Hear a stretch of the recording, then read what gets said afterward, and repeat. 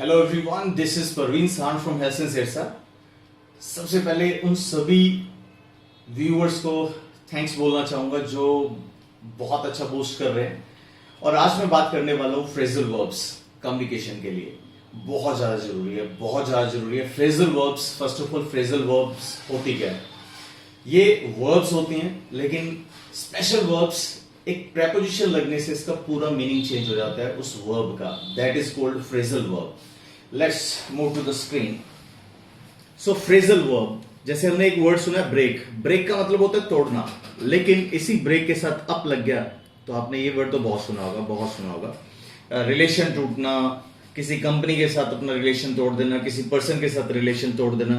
अब ब्रेक के साथ आउट, तो ब्रेक के साथ आउट यहां नीचे है थर्ड नंबर पे। आप देखो, break out, to happen something, कुछ चीज शुरू होना। क्या चीज शुरू होना? या तो डिजीज की शुरुआत होना या फिर वॉर की शुरुआत होना, तो दैट इज ब्रेक आउट। और इसको डिस्कस करेंगे हम लोग। फिर ब्रेक के साथ इनटू लगा दिया, इसका मीनिंग ही चेंज हो गया। ब्रेक इनटू, जैसे कहते हैं ना, चोर अंदर घुसा है तो the thief broke into the accommodation last night. जब लॉकडाउन में कोरोना पेशेंट्स को लेके चले गए, तो आजकल ये बड़ी न्यूज आ रही होगी। तो ब्रेक डाउन, ब्रेक डाउन जो है, ब्रेक डाउन यूज किया जाता है कोई भी मशीन खराब हो जाती है, उसमें टेक्निकल प्रॉब्लम आ जाए, दैट इज ब्रोकन डाउन बोलते हैं उसको। जैसे मेरा एक फ्रेंड है, उसकी गाड़ी खराब हुई। I was also with him. I got a call from my student, तो बोला कि सर वेयर यू आर। तो मैं बोला कि I am just near to Sirsa, my car has broken down.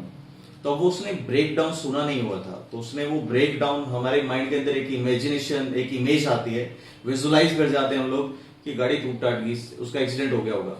तो ब्रेक डाउन टूटना नहीं होता। ब्रेक के साथ डाउन लग गया तो कोई मशीन जो खराब होती है उसके लिए हम ब्रेक डाउन यूज करते हैं। जैसे my wrist watch has broken down, my cell phone has broken down, my mobile phone has broken down. Okay, so come to this one. Let's begin the show with the phrasal verbs. 20 phrasal verbs है आपके लिए जो routine के अंदर आप use कर सकते हैं। लेकिन अगर आपने नहीं सुने तो ये phrasal verbs में आपको कहना कोई कुछ चाहता है, लेकिन आप समझोगे कुछ। अब जैसे पहला है कम एट। कम एट का जो जेन्युइन मीनिंग होता है वो अटैक होता है, लेकिन कम के साथ एट लगाने से हम जेन्युइन मीनिंग नहीं आता, हमें अटैक नहीं पता, तो we can not understand English. बड़े सिंपल से वर्ड है, हमें कम वर्ड आता है, सिंपल सा आता है हमें। जैसे ये बोलता है कि as he left the bank with a bag full of money. As he left the bank with a bag full of money, a goon came at him with a sharp edged weapon. तो goon जो है, गुंडा जो है, वो आया एक sharp edged weapon के साथ, खर्चा पानी दू क्या, और लेके चला गया बैग। उसने अटैक किया। कम एट बोले तो अटैक करना गाइस। उसके बाद सेकंड है रन ओवर। अब रन के साथ ओवर लगा दिया तो इसका मीनिंग देखो, describe briefly. Many time it happens, we are having some incidents and we want to elaborate that incident. और उस इलैबोरेशन के अंदर जिसके पास टाइम कम होता है, क्राइसिस होता है, तो पहली बात अगर रिटर्न में है तो हम बोलते हैं एब्रीज द इंसिडेंट, मतलब काट इंपॉर्टेंट एस्पेक्ट बताओ हमें। लेकिन अगर हम रन ओवर यूज करते हैं, टाइम कम है, तो आप कहते हैं okay run over the message, run over the incident. So आपके लिए बड़ा एक अच्छा एग्जांपल भी है इधर। द डायरेक्टर कौन सा? जो फिल्म वाला डायरेक्टर होता है। The director rain over the script of Amitabh Bachchan in his very first meeting. पहली मीटिंग के अंदर उसने उसका सब कुछ समझा दिया, और वो भी कैसे समझाया? ब्रीफली। लेकिन यहां पे वर्ड हमारा क्या लगा हुआ है? That is ran over. Okay, तो सेकंड फॉर्म है क्योंकि पास्ट का ही है।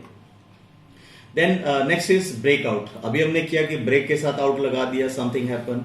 तो ये कहते हैं can you tell me how corona broke out in India. Can you tell me,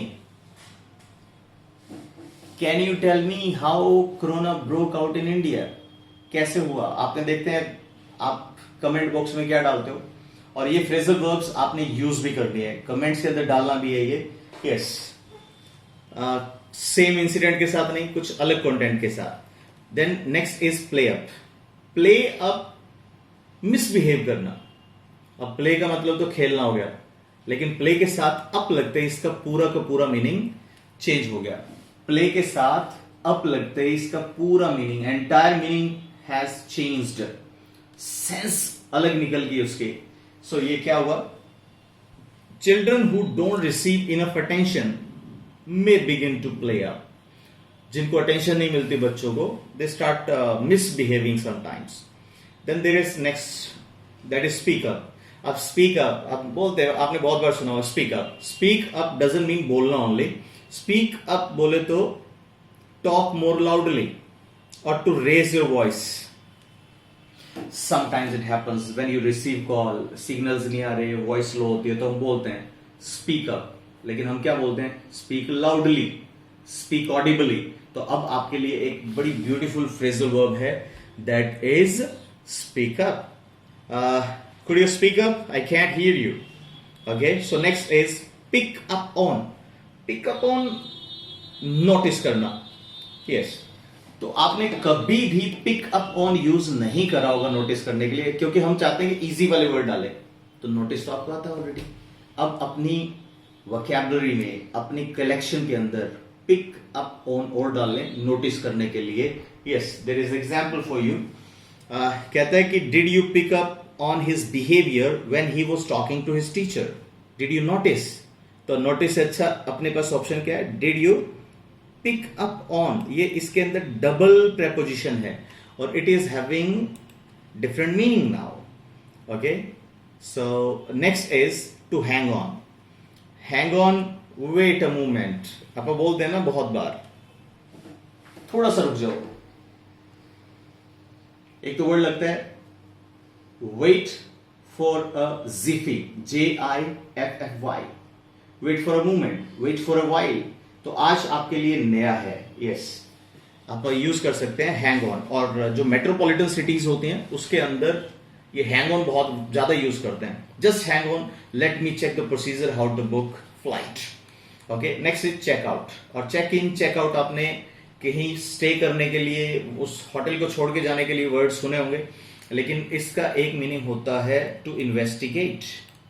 to investigate. SSP checked out the profile of the criminal before encounter. Investigated, investigate अच्छा वर्ड है, लेकिन आपको चेकआउट भी आना चाहिए इसके लिए, इसका सिनोनिम है।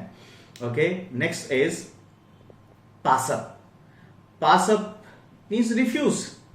अब पास का मतलब, हम पास के साथ प्रेपोजिशन लगते ही रिफ्यूज हो गया इसका मीनिंग। तो I passed up his invitation for dinner due to corona pandemic. Due to corona pandemic I passed up his invitation. Pass up, refuse कर देना। I passed up his invitation, I passed up his procedure, I passed up his meeting. Okay, come to next, to pull in. अब pull इन का अगर आपने नहीं सुना तो आप सोच भी नहीं सकते कि इसका मतलब कमाना भी होता है, अर्न करना भी होता है। Not possible for you. Okay, और जैसे जैसे आप इंग्लिश सीखते जाओगे, जैसे जैसे आप इंग्लिश सीखोगे, मीन्स हमें बोला जाता था ये वर्ड सीख लो इंग्लिश आ जाएगी, आप ये कर लो इंग्लिश आ जाएगी। और जब हम इंग्लिश बोलना शुरू करते हैं तो ये फ्रेजल वर्ब्स आ जाते हैं, और ये फ्रेजल वर्ब आते ही आप जिसको इंग्लिश आती भी है, ही डजंट नो कि इसका मीनिंग ये हो सकता है। ओके, सो कुछ जो रूटीन लाइफ की फ्रेजल वर्ब्स हैं वो आप लोगों के लिए हैं इधर। अब से आप यूज कर सकते हो कमाने के लिए, पुल अप। आप यूज कर सकते हो my father pulls up for the family, Akshay Kumar pulls up in lot of money. So this is pull in, sorry not pulls up. Okay, he pulls in a lot of money. अब next है go of. Go of बोले तो छोड़ देना, गो का मतलब जाना ही होता है, वैसे गो ऑफ अच्छा है। In anger he went off abruptly without a word. बिना कुछ कहे हुए चला गया वहां पे। Next is to get on with. अब इसके साथ दो प्रेपोजिशन है, ऑन भी है और विद भी है, दोनों लगेगी तो इसका मीनिंग ये होगा हैंडल करना या मैनेज करना। जैसे कहते हैं how are getting on with your, how are you, yes, how are you getting on with your official work during lockdown? How are you handling? How are you getting on with? How are you managing? So ये ऊपर वाले word तो आपको आते ही थे। ये phrasal verb आपने याद करना है। Then the next one is to come over, to come over affect, come over, come over, एक तो हमने ओवरकम सुना है, ये है कम ओवर। कहते हैं I apologize from my behaviour last night, okay, it is not from, I apologise for, yes, I apologise for my behaviour last night, I don't know what came over me, yes. आपने बहुत बार सुना होगा, मेरे कुछ एक Punjabi students भी हैं, तो वो बोलते हैं पता नहीं मनु की होया सी, पता नहीं मेरे को क्या हुआ था, तो the same thing is there, yes, I apologise for my behaviour last night, I don't know what came over me, what affected me, okay. So the next one that is look around, look around होता है search, ये सुना होगा, what are you looking around, to and fro, to and fro use किया जाता है here and there के लिए, इधर उधर क्या देख रहा है, okay. Next is let down, ये बड़ा अच्छे तरीके से सुना होगा आपने, लेट डाउन, जब भी कोई टीचर आपको सिखाता है, आपके पेरेंट्स आपको बहुत ज्यादा इन्वेस्ट करते हैं आपके ऊपर, और एक स्टेटमेंट बोलते हैं please don't let me down, मेरे को डिसअपॉइंट मत करना, यस। ये कहता है ना कि my students have never let me down. Answer for, answer for, answer के साथ फोर लग गया तो इसका मीनिंग होता है गारंटी देना किसी चीज का, टू गारंटी। कहता है his father will answer for his debt if he can't pay on the day, जिस दिन डिसाइड किया नहीं देता, his father will answer for his father, उसके पापा जवाब देंगे, मतलब he is responsible for that, okay.